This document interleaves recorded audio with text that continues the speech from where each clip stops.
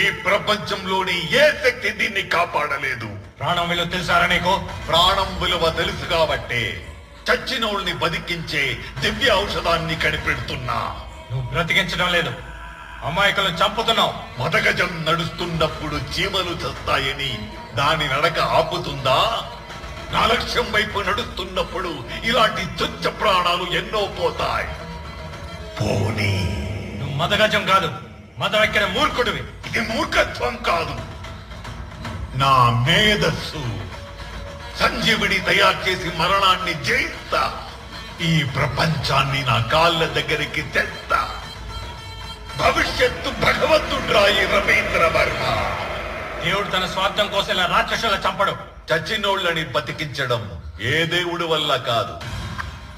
నేనా దేవుడి కన్నా గొప్ప మేధావిని. పిచ్చనా